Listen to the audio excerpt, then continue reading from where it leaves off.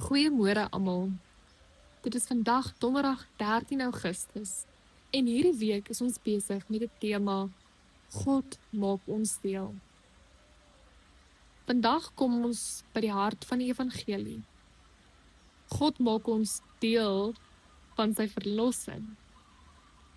Jesus sit saam met sy disippels aan tafel en aan hierdie tafel gebruik hy brood en wyn om te verduidelik wat God besig is om te doen.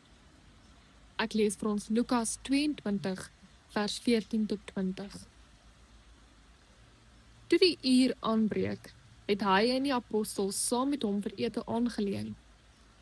Toe sê hy vir hulle: Ek het van harte begeer om hierdie Pasga saam met julle te eet, voordat ek ly. Want ek sê vir julle, ek sal dit beslis nie weer eet, totdat dit vervul is in die koninkryk van God nie. Daarna het hy 'n beker geneem en nadat hy gedank het, gesê: Neem dit en deel dit onder mekaar. Want ek sê vir julle, van nou af sal ek beslis nie weer van die vrug van die druiwestok drink, totdat die koninkryk van God gekom het nie. En hy het brood geneem en nadat hy die seëngebed uitgespreek het, breek hy dit en gee dit vir hulle en sê: Dit is my liggaam wat vir julle gegee word. Doen dit om my in herinnering te bring. So ook met die beker na die ete, met die woorde: Hierdie beker wat ter wille van julle uitgegiet word, is die nuwe verbond deur my bloed. Jesus weet dat sy kruisiging naby is. Hy weet wat voorlê en hy kies om saam met sy disippels aan tafel te sit.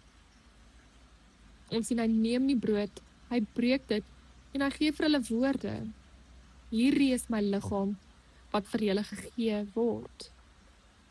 Hy doen dieselfde met die beker en sê: Hierdie beker is die nuwe verbond, beseël deur my bloed wat vir julle vergiet word.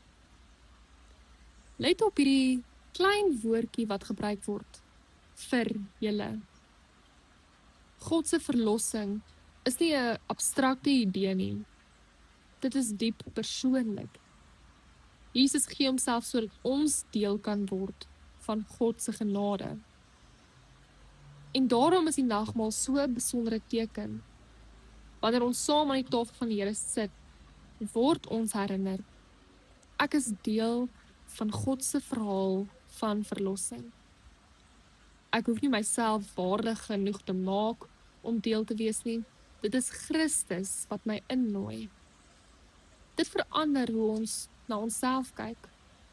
Ons identiteit word nie uiteindelik bepaal deur ons prestasies of mislukkings, ons ouderdom of ons beroep, of wat ander mense van ons dink nie. Ons identiteit begin hier. Christus het homself vir ons gegee en ons deel gemaak van God se genade. Kom ons bid saam. Here Jesus, dankie dat U Uself vir ons gegee het. Dankie dat ons deur U deel kan wees van God se verlossing en genade. Here, maak ons deel, maar help ons ook om hierdie genade wat ons ontvang het, met ander te deel. Amen.